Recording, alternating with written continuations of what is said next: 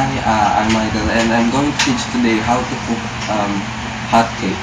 First, all we need is an egg, 3/4 water, and the Maya the original hot cake mix. First,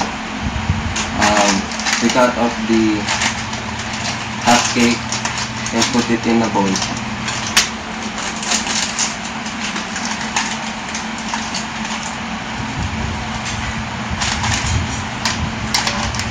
After putting it in a bowl,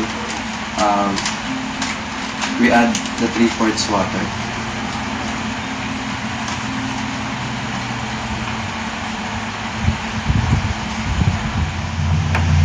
Then we crack my egg.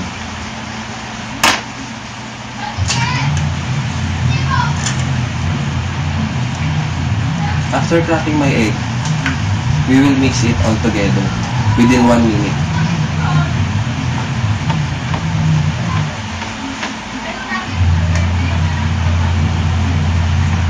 After mixing it within 1 minute, it's ready to cook. After 1 minute of mixing it, it will look like this.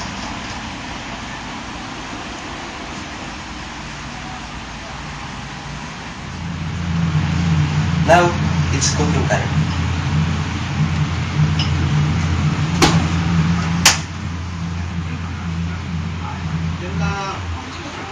We'll put some little oil in the frying pan.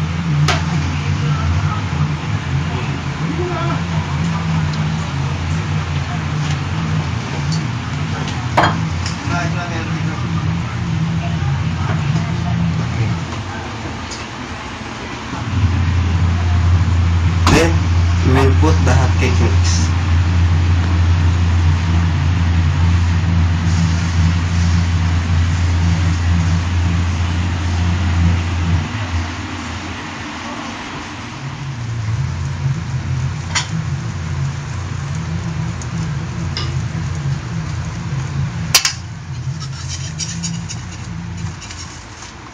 After a while, it will look like that. Now, for the last step, we will put salt water and some sugar on the hot cake mix.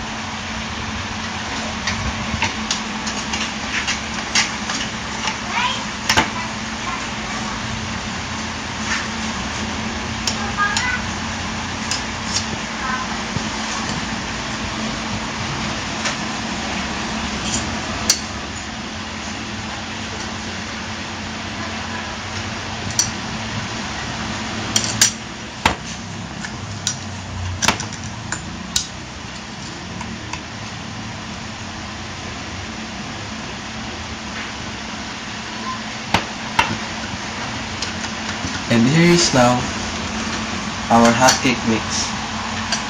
Thank you.